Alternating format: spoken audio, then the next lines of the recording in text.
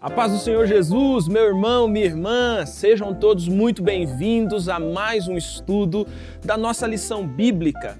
Eu sou o pastor Samuel e você, nesse momento, está na nossa escola bíblica especial.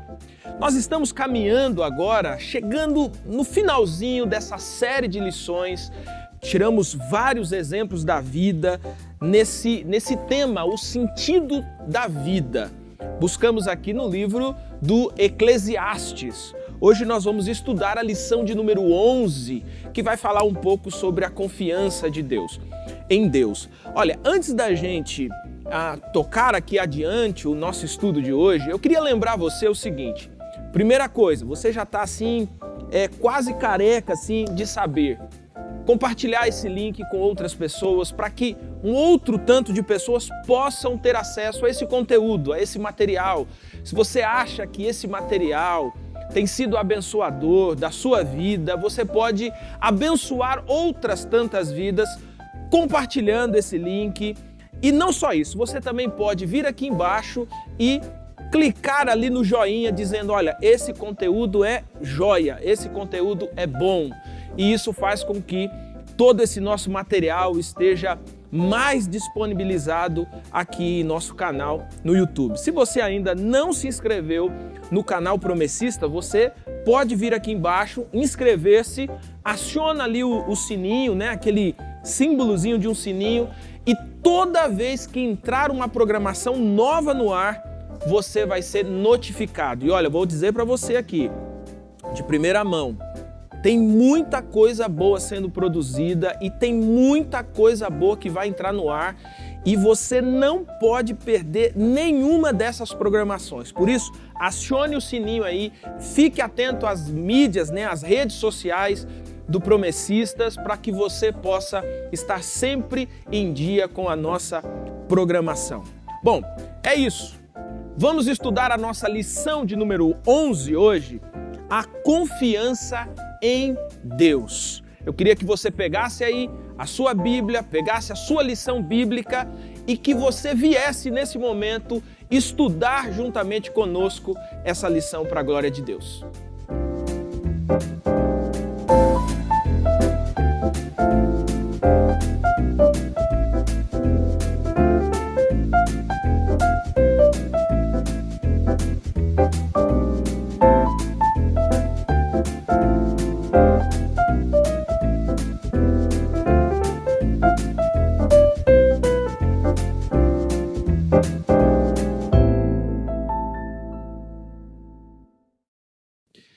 Uma das frases que a gente mais costuma ouvir, às vezes a gente acaba não refletindo nela e ela acaba se tornando uma frase comum.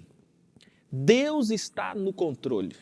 Você já ouviu essa frase? Às vezes em alguma situação difícil da vida, atravessando um momento de ansiedade, em que você não tem ali o controle sobre todas as coisas, alguém chega para você para te dar aquela animada e diz assim, olha, não se preocupe porque Deus está no controle. Mas afinal de contas, qual é o significado dessa expressão, Deus está no controle? A nossa lição de hoje, ela vai nos ajudar a compreender um pouco e a lidar com as imprevisibilidades da vida. Essa palavrinha que quase que ela não sai, né? Imprevisibilidade da vida são aquelas coisas que acontecem na nossa vida que estão completamente fora do nosso controle. Sabe? É o diagnóstico de uma enfermidade, é um desemprego repentino, enquanto você tinha outros planos.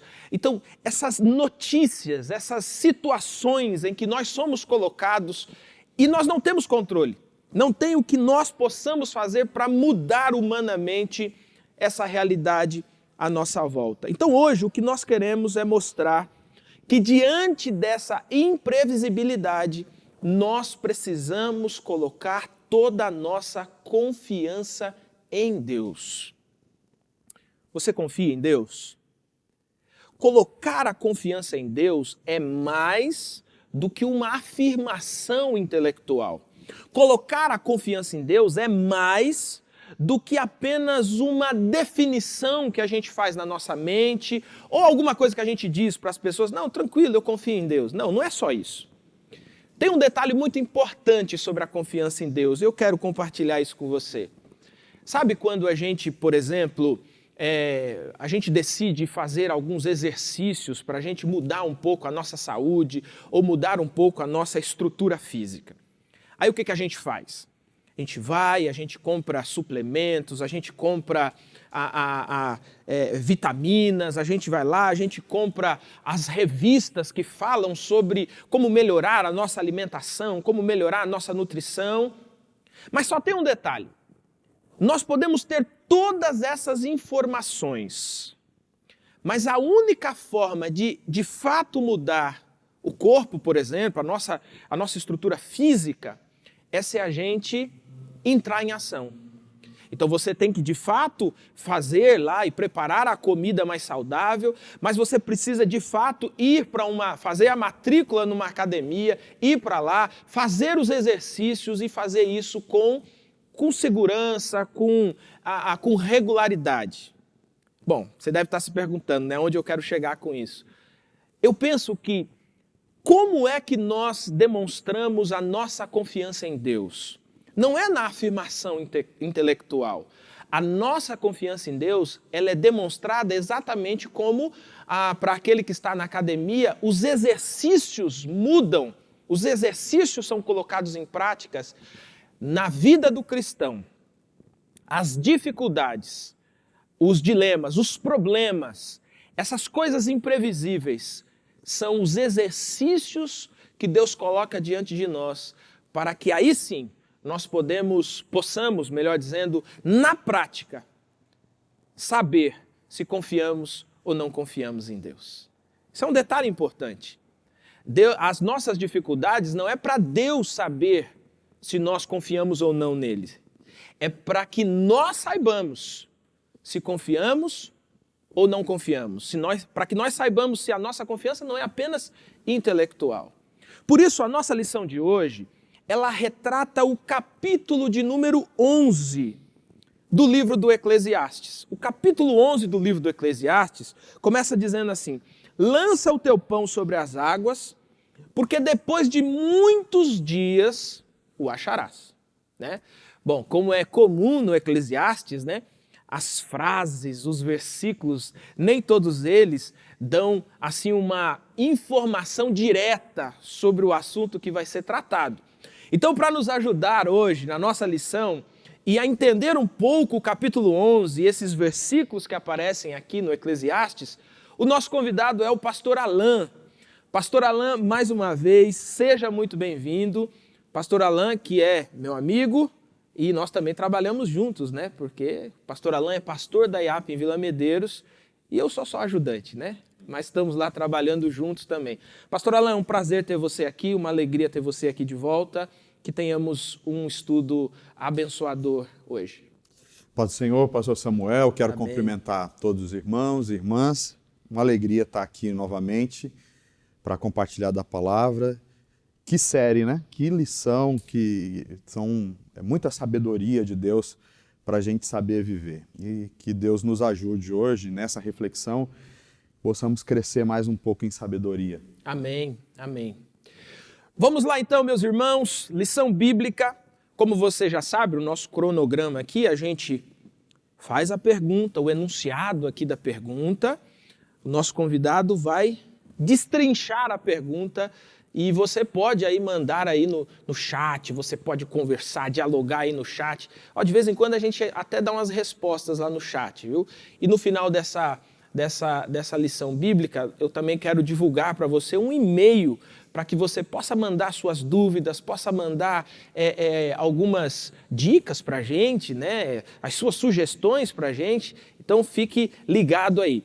Então a nossa lição 11, aqui na primeira pergunta, pastor Alan, diz assim: conforme estudamos, quais os ensinos estão contidos em Eclesiastes, capítulo 11, versículo 1 e versículo 2. E aí, só para eu dar uma melhorada aqui, para a gente ter um ponto de partida, você já podia começar explicando o que significa essa expressão do versículo 1, lança o teu pão sobre as águas e depois de muitos dias o acharás. Vamos lá. É o versículo 1 que diz isso, né? Lança Exato, o teu pão 1. sobre as águas.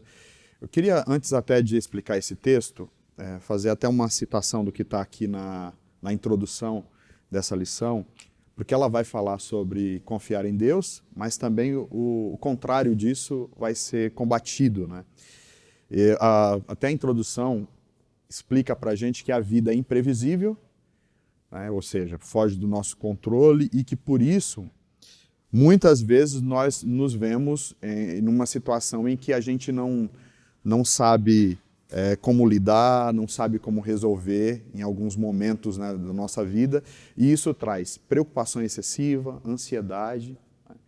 E essa questão da ansiedade é algo que tem pegado muito nos nossos dias. Acho que essa lição tem muito a nos dizer. Que tem até um texto no Novo Testamento, o apóstolo Paulo, lá em Filipenses 4, versículo 8, diz que nós não devemos andar ansiosos por coisa alguma, mas em tudo a gente deve colocar diante de Deus em oração, né, confiando nele. E depois nesse capítulo 4, ele solta aquela frase, né, tudo posso naquele que me fortalece. Quando o apóstolo Paulo fala sobre a gente não andar ansioso, ele dá um mandamento ali, um mandamento cristão, exatamente porque o ansioso ali, naquele sentido do texto, é aquele que é dominado pela preocupação, você ser um pouco ansioso, ter uma ansiedade, ter uma preocupação, é uma coisa natural da vida. O problema é quando isso toma por completo a sua racionalidade, a sua capacidade de reagir diante das situações. Você é dominado pela ansiedade. E esse tipo de ansiedade, combatido ali pelo apóstolo Paulo, ele é sinônimo da falta de confiança em Deus. Então a gente tem que aprender a não ficar demasiadamente preocupado na vida, mas aprender dessa forma a confiar em Deus, a colocar diante de Deus a nossa confiança, sabendo, como foi dito no início, que Ele é Ele que está no comando. Então, quando a gente não confia em Deus, a gente é dominado pela ansiedade, pela preocupação, e até a lição fala sobre isso, né? O estudo fala sobre isso, de que nós nos sentimos muitas vezes na vida paralisados, a gente não consegue agir, não consegue fazer, não tem proatividade, você acaba deixando de aproveitar as oportunidades, deixando de viver a vida da maneira correta, fica tão preso, tão preocupado, tão ansioso, que você acaba não desfrutando das bênçãos que Deus tem te dado. Paralisa, né? Você paralisa, trava, né? Então, por isso, esse texto está falando sobre esse versículo 1, né, que diz o seguinte, ó, atire o seu pão sobre as águas, lança o teu pão sobre as águas, e depois de muitos dias você tornará a encontrá-lo. Eu estou lendo aqui na NVI. Algumas traduções vão aparecer um pouquinho diferente sobre isso, né? Esse texto, ele vai falar para a gente sobre trabalhar com confiança, tem a ver com semeadura, com a lei da semeadura, que a gente conhece na palavra, que você tem que semear para colher no futuro. Esse versículo também fala sobre esperança, ter esperança, mas uma esperança com proatividade. E é um texto que fala também sobre generosidade. Tudo aí no versículo 1 e o versículo 2.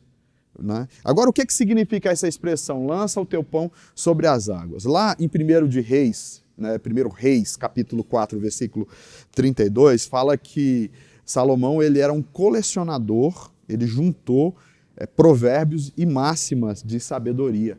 Então, o que ele está citando aí é uma poesia, mas também aí é um ditado, como fosse um ditado popular, né? Água mole em pedra dura, tanto bate até que fura, né? Esses ditados assim, né? Quem tem boca vai a Roma. Ele pega um ditado desse e usa esse ditado para ilustrar o que ele está querendo dizer na sequência. A sequência é a explicação desse provérbio, né, que ele está citando aqui. E onde que ele colecionava isso? Segundo lá o texto de 1 Reis, ele buscava nas nações da terra, buscando sabedoria. Então, eu fui pesquisar sobre isso, até a lição fala uma possível maneira de interpretar esse texto, né, uma possível origem desse texto, e eu fui pesquisar que tem outras também, outras maneiras. Então, eu vi alguém explicando que É possível que esse provérbio tenha origem fenícia, né, dos sidônios, que eram aqueles povos das navegações que desenvolveram os barcos e eram amigos de Salomão. Então eles andavam de barcos pelo mundo afora, né? Então uma maneira de se explicar isso é relacionado às embarcações que levavam as rotas comerciais marítimas, né, em que os compradores, ou as pessoas que vendiam ou compravam, depositavam em cima daquele barco os seus bens, né? Ou seja, o seu pão, o seu sustento. Sim. Colocava ali em cima daquele barco, daquela embarcação, que poderia naufragar, que poderia não chegar do outro lado, mas eles depositavam com confiança ali, esperando que depois eles adquiriam o lucro, né? Então, lançar o pão, o alimento, o seu sustento, os seus bens materiais em cima de uma embarcação que corria perigo, era um ato de fé. Então ele está dizendo assim, muita confiança, isso, né? se for um provérbio sidônico, né, ou dos fenícios, então tem essa ideia de que assim como os mercadores acreditavam e depositavam na embarcação seus bens materiais, nós devemos também confiar em Deus, os nossos bens, a nossa vida, e que Ele vai cuidar e ter certeza disso. Outra possível origem seria dos egípcios. Aí, se for dos egípcios, aqui, lançar o pão sobre as águas tem a ver com semear. E aí a explicação que eu li a respeito é que o que acontecia? Tinha as enchentes do rio Nilo. E aí, como que eles faziam? Esse rio Nilo, num dado momento, ele tinha cheias, ele baixava, ele passava as cheias, e aquela região onde o rio Nilo baixava, seria, lá no delta do Nilo, seriam os lugares mais férteis da terra. Então o que eles faziam? Quando estava com a cheia, eles pegavam a canoa e pegavam o trigo. Lançando. Trigo no hebraico é o grão e o pão é a mesma palavra, né? Sim, Tem o mesmo... sim. Então é a ideia ali de lançar o trigo sobre as águas. Então eles iam com a canoa e jogavam, jogando o trigo. E aí o que acontecia? Quando as águas baixavam, A água baixava, aquela terra era germinava fértil, fazia germinar. Mas também era um ato de fé. Imagina que você só tinha uma saca de trigo. Você jogava, se apodrecer a semente, se a água demorar demais para baixar, então era também um ato de fé. Você ia perder todo as sementes, né? Todas as sementes. E essa ideia aqui tem a ver com esperança, mas uma esperança proativa. Se você confia em Deus, você começa a caminhar por fé, começa depositando a sua confiança em Deus, você não fica paralisado, né? E continua semeando, plantando, trabalhando. Já até comentou aqui no início o que significa lançar o pão sobre as águas. Sai dessa cama, vai trabalhar. Vai fazer a sua parte. Aquilo que cabe a você fazer, faça confiando que Deus dará provisão. E essa ideia da semeadura eu acho interessante porque ela é exatamente o oposto dessa imprevisibilidade que trava o indivíduo, né? Que paralisa, né? Então, acontece o imprevisível, o cara fica paralisado.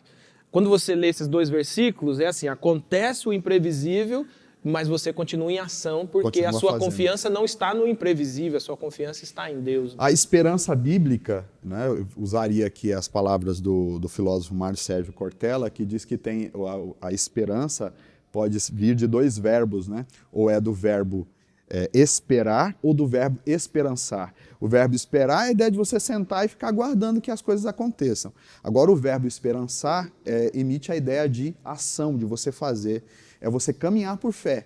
Então, se você tem a esperança do verbo esperançar, você vai fazer aquilo que cabe você fazer, vai semear, vai fazer aquilo que cabe, que é o seu trabalho, sair, levantar cedo, mesmo que as coisas estejam complicadas, difíceis, não vai ser tomado pela ansiedade, porque você sabe, Deus está no controle, tenho que fazer a minha parte, farei, crendo que Ele vai fazer a semente germinar, crendo que Ele vai, assim como a embarcação guarda os bens, Deus também vai nos proteger e nos guardar nesse caminho tão difícil. Amém, glória a Deus por isso, né?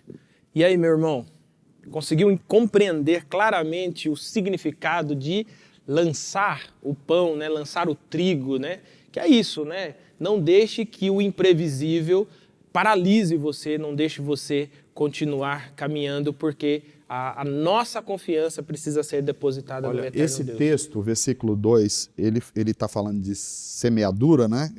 Nessa compreensão, de confiar e semear nessa confiança. O versículo 2 diz que reparta o que você tem com 7 e até 8, pois você não sabe que desgraça poderá vir sobre a terra. E ele está falando aqui também da questão de que uma maneira de semear na vida é a generosidade, é fazer o bem ao outro. Se você ficar esperando, com medo disso, deixar de estender a mão para o outro, você acaba não semeando na vida do outro. E isso tem a ver com os ensinamentos que o apóstolo Paulo faz lá em 1 Coríntios, capítulo 2, 2 Coríntios, né? Capítulo que fala sobre a contribuição. Sim, 2 Coríntios. 2 Coríntios, capítulo 8, capítulo 9, onde tem as instruções do apóstolo Paulo sobre a contribuição. E ele resgata lá que quando você ajuda alguém que precisa, também é semear. E quem muito semeia, num dado momento, ele vai encontrar isso de volta. Alguém vai estender a mão para ele. Exato, faz sentido, né? Porque se você está lidando com o imprevisível, então, antes do imprevisível, tudo que eu tenho, eu vou dividindo. Então, você tem um pouco, outro tem um pouco, outro tem um pouco. Quando o imprevisível acontece, chega a crise. Pelo menos uma pessoa poderá te socorrer, né? Sim. É uma ideia bem prática, inclusive, né?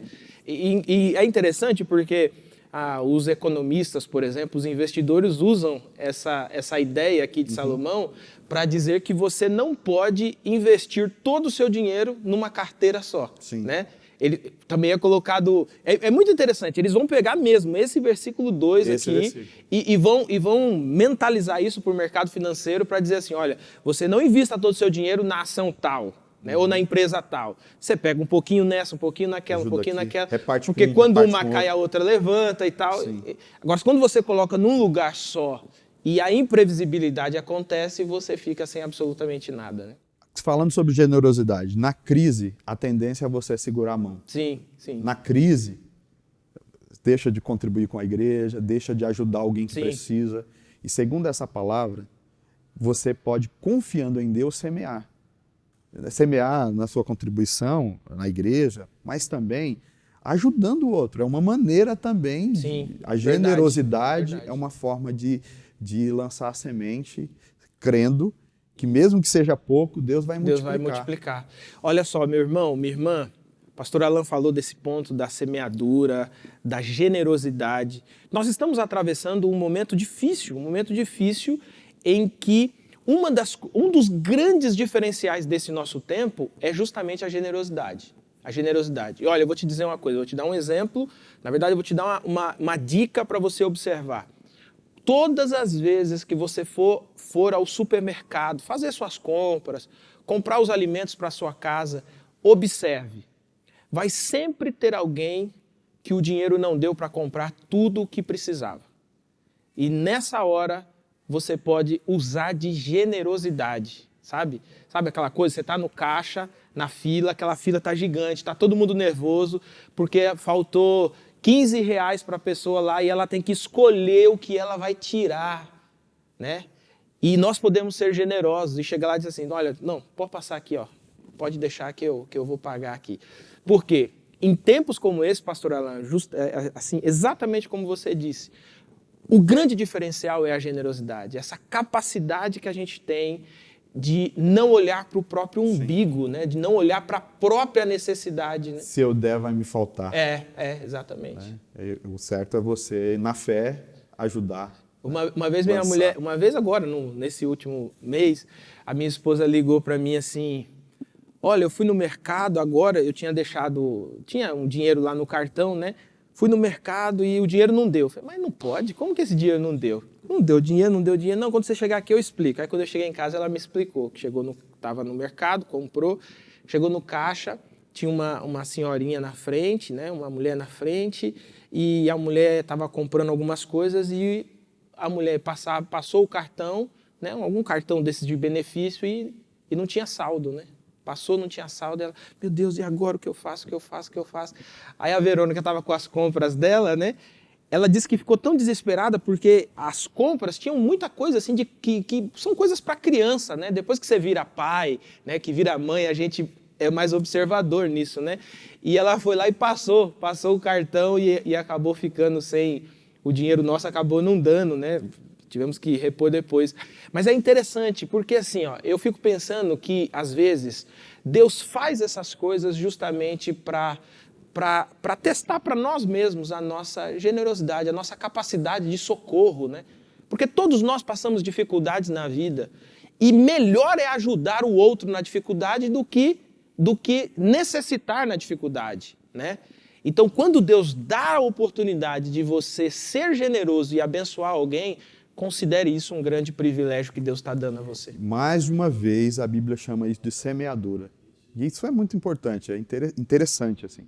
Você está semeando em Deus e na vida de alguém. E isso sempre vai trazer resultado, e quem garante isso é a palavra. A palavra de Deus. Quem garante isso é o próprio Deus. Amém. Pastor Alan, caminhando aqui, nossa pergunta de número 2, que vai falar agora dos versículos 3 ao versículo 6, e vai dizer o seguinte: esses versículos, o que esses versículos ensinam sobre o comportamento humano frente às incertezas da vida? A figura do lavrador usada por Salomão ilustra que comportamento? Então vamos lá, os versículos 3 até o versículo 6 aí, pastor Alan, e nos ajude aí. Qual o comportamento que o ser humano tem frente às incertezas da vida? E na figura desse lavrador usada por Salomão, que comportamento é ilustrado aqui? Deixa eu fazer a leitura desse texto. Diz Vamos assim: lá. Quando as nuvens estão cheias de água, derramam chuva sobre a terra. Quer uma árvore caia para o sul, quer que caia para o norte, onde cair ficará. Quem fica observando o vento não plantará. Quem fica olhando para as nuvens não colherá. Assim como você não conhece o caminho do vento e nem como o corpo é formado no ventre de uma mulher, também não pode compreender as obras de Deus, o Criador de todas as coisas. Plante de manhã a sua semente e mesmo ao entardecer, não deixe as suas mãos ficar à toa, pois você não sabe o que acontecerá, se esta ou aquela produzirá, ou se as duas serão igualmente boas. Aqui, esse texto está falando muito interessante, né? sobre as questões imprevisíveis da vida, mais uma vez, né? Dizendo que a vida é imprevisível e que se você ficar, e a metáfora aqui, falando do semeador, né? Se a pessoa ficar observando o vento, observando o clima... Hoje não dá porque choveu, hoje assim, não dá porque o sol está muito quente. Vamos traduzir para os nossos dias, se você ficar se medindo pelo noticiário da TV, o que eles preveem, o que estão dizendo, que é uma pandemia que não tem fim agora, é uma nova... Se você ficar olhando para essas coisas e se alimentando disso, você vai acabar se paralisando, né? Ele está dizendo assim aqui no texto, né? Se você ficar observando demais o vento, se você ficar olhando demais a chuva, você não vai sair da sua casa, você vai ficar lá travado, trancado, sem trabalhar, sem buscar, né, novas oportunidades, né? Então a vida, por ser imprevisível, ela pode nos paralisar. E a saída com relação a isso é a confiança em Deus. A gente começou falando no estudo aqui sobre a questão daquela palavra difícil que você falou, que vem de imprevisível, que a vida é imprevisível, né? E de fato a gente está vivendo, pastor Samuel, um tempo imprevisível. Eu vi técnicos do Ministério da Saúde dando uma entrevista a semana passada em que um desses técnicos recebeu uma pergunta. O entrevistador dizia assim, é uma pergunta de $1 milhão. E a pergunta, qual é a pergunta? Quando que essa pandemia vai acabar? Quando que a gente vai ter uma solução no mundo, aqui no Brasil? E aquela pessoa disse, olha, vou ficar te devendo, porque ninguém tem essa resposta. É imprevisível. É imprevisível. Nem fora do Brasil ou aqui no Brasil.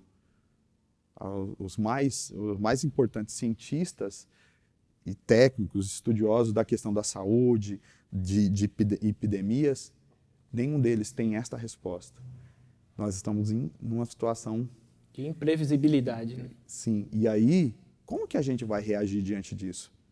A questão não é se vai ser difícil ou não vai ser difícil. Vai ser difícil, isso é certo. Já está mais do que provado. Já está difícil, É. já tá complicado. Agora, você não precisa ter dúvida que haverá tempestades, né?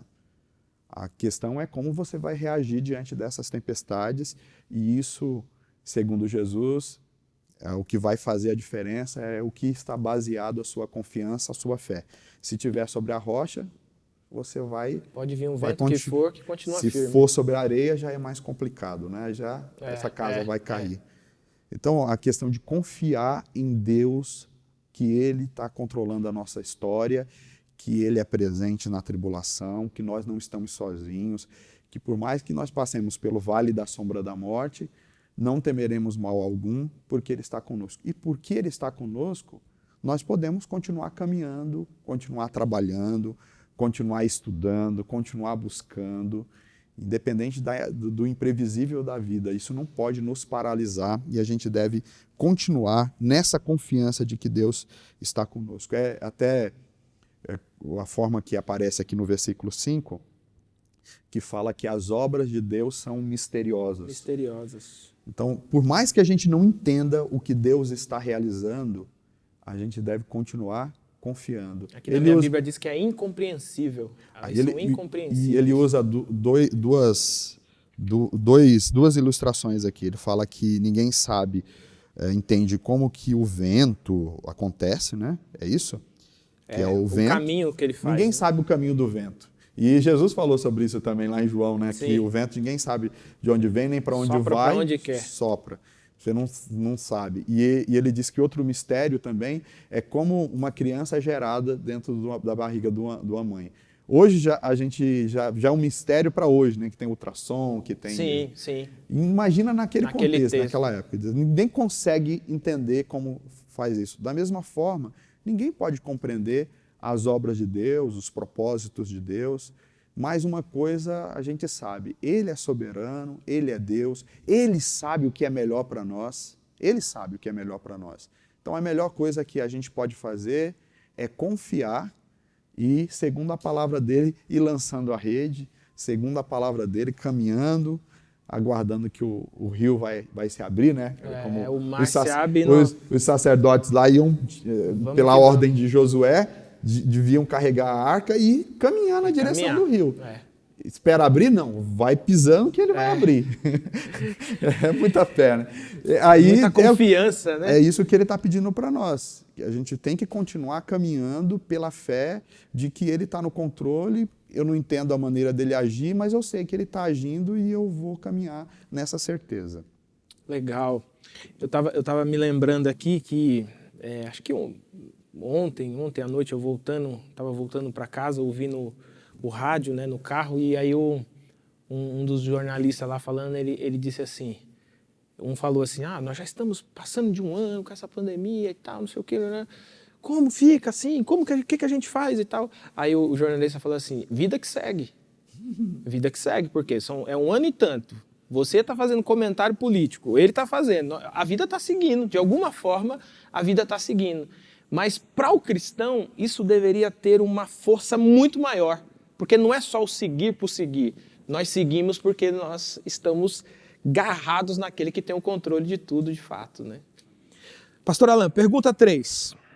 Explique o significado, e essa pergunta é muito, muito legal, versículo 8 aí da sua Bíblia, de Eclesiastes 11, explique o significado entre a luz e as trevas. E qual é o ensino que podemos extrair desse texto bíblico de Eclesiastes 11, versículo de número 8? O versículo 8, como está aqui, diz o seguinte. O versículo 7 fala, a luz é agradável e bom ver o sol. Por mais que um homem viva, deve desfrutar a vida toda. Lembre-se, porém, dos dias de trevas, pois serão muitos. Tudo o que está para vir não faz sentido. É aquela palavra, tudo é vaidade, né? Diante É o da sopro de vida, nada, né? Isso tudo é vaidade. Ele está aqui falando sobre essa questão da vida que segue e diz que a questão aqui dos dias de luz e dia de trevas é o contraste da vida que muitas vezes vem sobre nós, e até a lição vai explicar que existem alguns dias felizes, que são bons, mas que também existem dias de trevas, dias difíceis, dias complicados, e que a gente deve desfrutar da vida, né, viver, mas tendo a consciência de que enquanto nós estamos num momento bom, a gente tem que estar sempre vivendo de uma forma responsável, para que quando chegar um tempo difícil a gente não venha se arrepender das escolhas e daquilo, da maneira como nós vivemos até aquele momento. Acho que essa é a ideia aqui desse texto. Esse texto está falando para a gente sobre a gente aproveitar a vida com muita responsabilidade, né? Viver cada dia, né? Cada dia o seu mal, viver a cada dia confiando em Deus, e quando tivermos a oportunidade de desfrutar da vida, desfrutar do melhor, desfrutar totalmente da vida confiante em Deus, né? Legal, legal. Versículos 9 a 10, nós temos a pergunta de número 4. Por que a vida deve ser vivida e desfrutada com responsabilidade? Aqui, pastor Alan, se me permite um parêntese, aqui é um fato importante, porque quando a gente vem falando, por exemplo, sobre essa ideia, né, de que a alegria não dura para sempre, mas a tristeza não dura para sempre, a vida é imprevisível, os males vão bater a nossa porta e tal, isso às vezes provoca algumas pessoas a sensação de que assim, não deva desfrutar a vida, né? Então, porque aviões caem, então eu nunca vou fazer uma viagem de avião, né? Porque determinadas estradas o índice de acidente é alto, eu nunca vou viajar, né? Então, aqui então nos versículos 9 a 10, ele vai falar sobre essa afirmação, né? Viver a vida, mas como é viver isso desfrutando de maneira responsável? É bem claro o que o texto traz para a gente aqui, e o versículo 7 vai falar sobre isso, a importância da gente se deleitar, desfrutar das coisas que Deus nos concede. Ele diz aqui que cada dia que raia o sol sobre a nossa vida, a gente deve primeiro saber que foi Deus que nos deu, né? E não é proibido ser feliz, não é proibido ter dinheiro e desfrutar do dinheiro, né? Na vida, Deus nos concede a oportunidade de termos alegria, satisfação, né? A gente pode se alegrar com os filhos, ter um carro, ter uma casa para morar, ter momentos de lazer. E até isso, o livro de Eclesiastes vai falar muito sobre a gente não ficar só trabalhando, né? Não ficar vivendo a vida só correndo atrás do vento, trabalhando, e alguns estudos anteriores até a gente aprendeu sobre isso, né? Que tem pessoas que vivem a vida de uma maneira tão estressante, e trabalha e esquece do que é essencial, né? Que é, por exemplo, adquire bens materiais e não desfruta da companhia de pessoas. O cara ganha dinheiro, mas nunca teve a oportunidade de sentar com os filhos, nunca tirou férias com os filhos. Eu conheço muitas pessoas que fazem isso, de que trabalha, mas não tem o tempo para o lazer, para o descanso, né? Às vezes chega do trabalho, depois de um dia estressante, e podia desfrutar da companhia da família, num jantar em volta da mesa, com gargalhadas, risadas. Às vezes a pessoa não desfruta. E aqui o Salomão está falando o quanto é importante a gente desfrutar da vida, né? Ele vai falar sobre desfrutar da esposa, né? E a esposa desfrutar do esposo, né? Você ter esse lazer, desfrutar da família, e aquilo que você adquire viver isso, né? Viver porque isso é bênção de Deus, isso é dádiva de Deus, né? Porém, ele vai falar o seguinte, que você deve viver sim, só que você deve viver com responsabilidade. Ele até vai falar com relação à juventude aqui nesse texto, que ele diz, olha, só que você tem que saber de uma coisa, ó, desfruta, seja feliz, use o seu dinheiro, tenha momentos de lazer, de felicidade, mas saiba que um dia você vai ter que prestar contas diante de Deus. Então, viva com responsabilidade. Viver com responsabilidade, porque ele começa o texto falando de semear, né? E aqui, mais uma vez, ele está dizendo que dependendo das suas atitudes e a maneira como você vive a vida, você está semeando e quem semeia vento, colhe tempestade, né? Se você plantar coisas ruins na sua vida,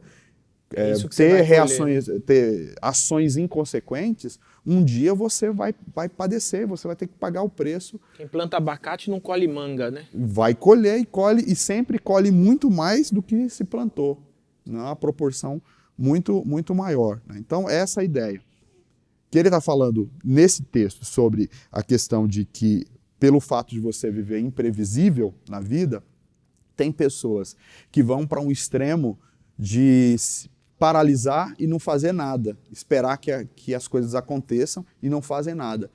E aí ele vai trabalhar nessa segunda parte do texto com o extremo, o contrário, o extremo, que é o seguinte: então, já que a vida é imprevisível, já que eu vou morrer amanhã, então eu vou viver de forma desvairada, sem compromisso, sem sentido algum. Essa é a tolice, que é o outro extremo, o extremo da tolice, né?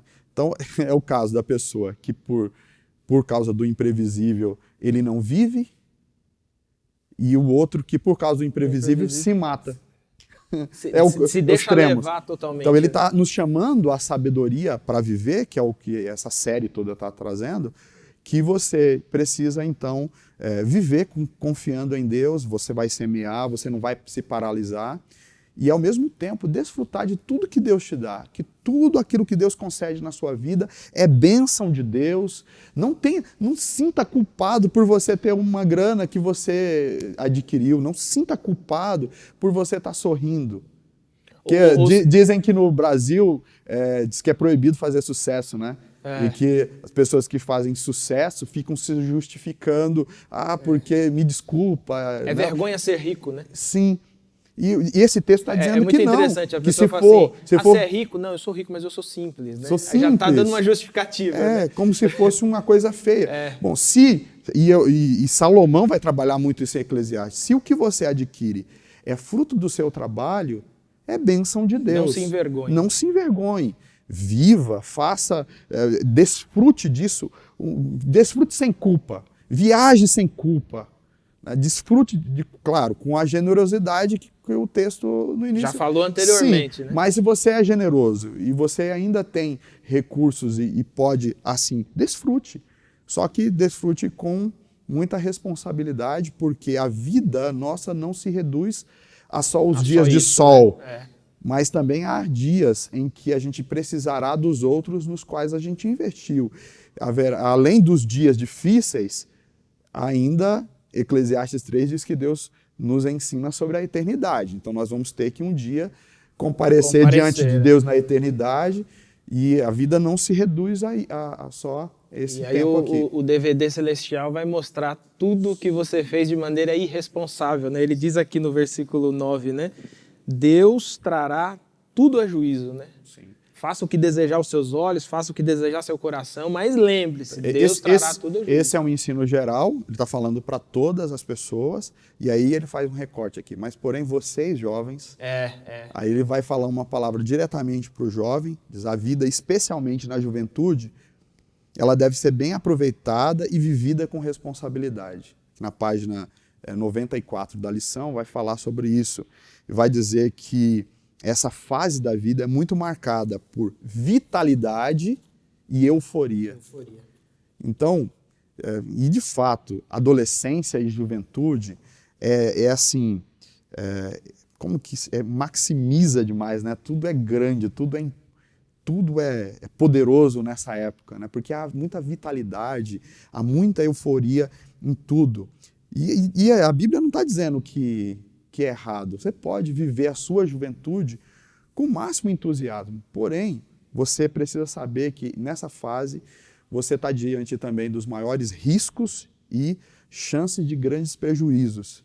Então, muitas vezes o jovem, movido pela ansiedade, acaba cometendo grandes erros que marcam para sempre a sua vida. Geralmente, os maiores erros nossos, de escolhas, de decisões, são tomados exatamente da juventude, e a gente toma assim, fazemos péssimas escolhas, né? Então, esses excessos, o excesso da juventude leva o jovem muitas vezes a cometer pecados terríveis, a entrar, por exemplo, para as drogas, a se prostituir, e aí acaba acarretando consequências. As consequências são inimagináveis. Para a vida toda. Então, por isso esse texto está dizendo o seguinte, olha, viva a sua vida com responsabilidade o tempo todo, mas principalmente na juventude, porque é o tempo em que vocês estão mais eufóricos, mais felizes, e às vezes vocês podem cometer erros que vão te marcar para sempre.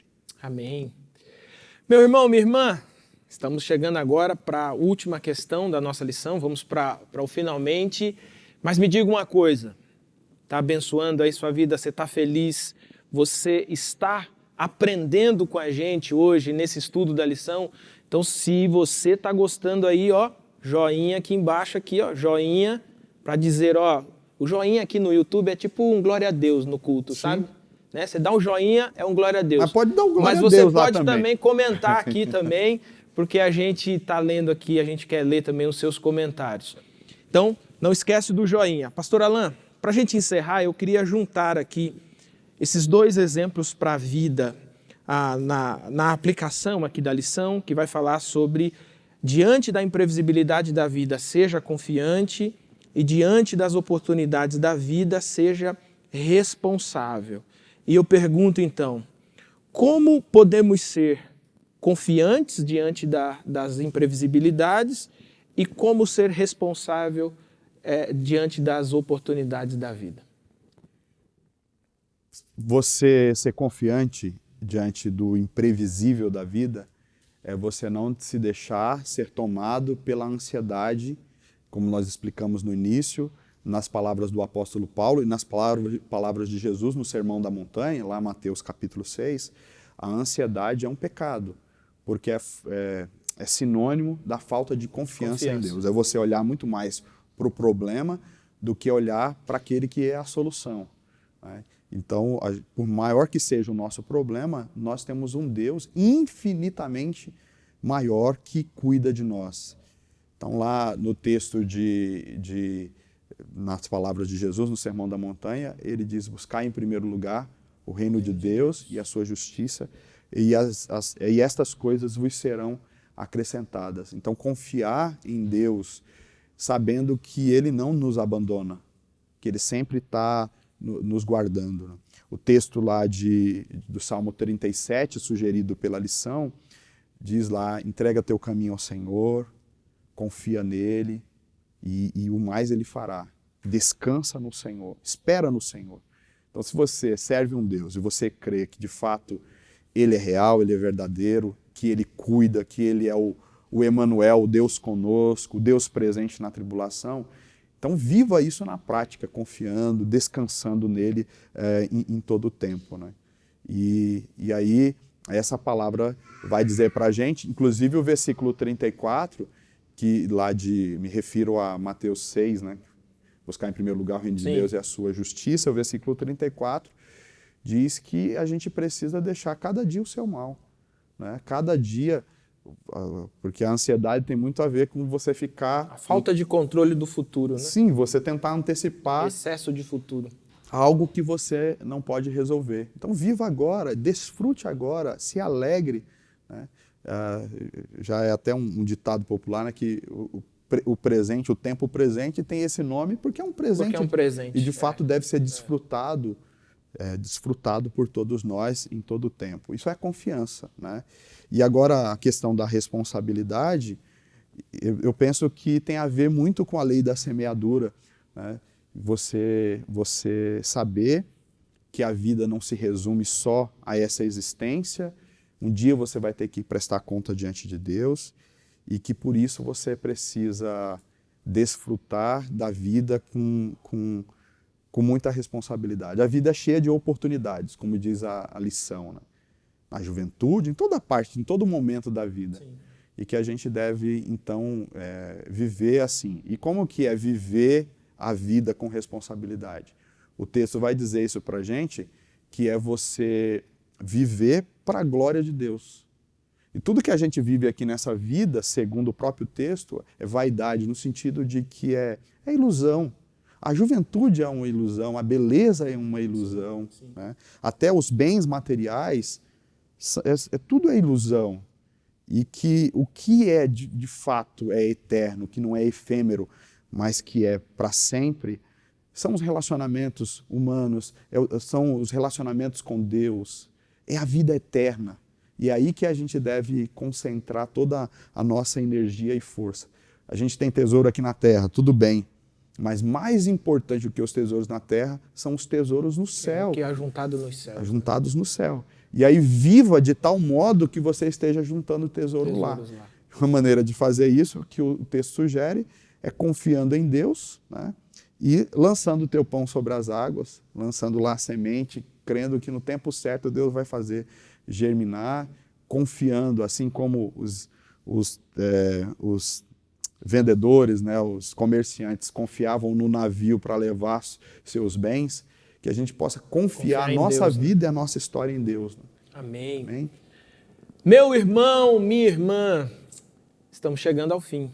Eu sei que você está triste porque nós estamos chegando ao fim, mas a nossa lição bíblica de número 11 está sendo concluída agora. Eu tenho certeza de que foi abençoador para a sua vida. Eu tenho certeza de que você pôde compreender claramente o que esse capítulo 11 de Eclesiastes nos ensina sobre confiar em Deus. Pastor Alan, ora para a gente, Amém. Em nome de Jesus. A alegria está aqui, mais uma vez. A escola bíblica é algo que é forte no nosso coração. O momento da gente refletir, a palavra é algo tão importante e poderoso. E essa série que nos ensina a viver, mais do que nunca, mais ainda, né? A gente precisa viver essa palavra assim, na prática. Glória a Deus. Vivendo para a glória do nosso Senhor. Vamos orar? Amém. Oremos. Pai, no nome do Senhor, nosso Senhor Jesus Cristo, nós te agradecemos por esse tempo de reflexão na tua palavra. A nossa oração é aquela oração de Moisés, quando no Salmo 90 ele dizia: Senhor, ensina-nos a contar os nossos dias para que possamos encontrar corações sábios. Isso quer dizer que nós precisamos aprender a viver, e se tem alguém que pode nos ensinar a viver, é o teu Espírito Santo. Então nós pedimos que tudo que foi ministrado hoje aqui sobre confiar no Senhor diante dos imprevistos, diante das circunstâncias adversas da vida e também a viver a vida de forma responsável, que esses princípios abordados aqui, Senhor, sejam vividos por nós, sejam praticados em nossa vida. Nós oramos dessa maneira, pedindo a Tua misericórdia, a Tua graça sobre nós. Nós oramos assim, no nome de Jesus. Amém, amém. Pastor Alan, mais uma vez, obrigado. Amém. Meu irmão, minha irmã, olha só. Quero lembrar você, aqui embaixo está aparecendo aqui, ó, o e-mail da nossa escola bíblica. Eu quero ler, eu quero interagir com você, suas dúvidas, suas sugestões, crítica não. Não, a crítica a gente coloca depois o e-mail da comunicação, vocês mandam para lá, tá bom? Mas aqui eu quero que você participe conosco, eu quero conhecer você, eu quero saber de onde você é. Então, tá aqui o nosso e-mail, você pode enviar sua mensagem para Escola Bíblica Especial. Chegando aqui ao final, quero lembrar você o seguinte, olha, fique atento à nossa programação, tá? Segunda-feira, Texto e Contexto, terça-feira, Conexão Feminina, quinta-feira é Promessas de Esperança e olha, já disse para você lá no comecinho, né?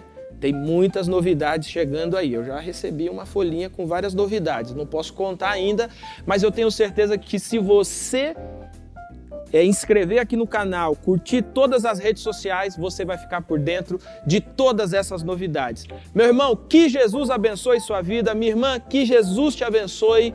Que você tenha um bom restante de semana, feliz sábado e que você tenha bons estudos para a glória de Deus.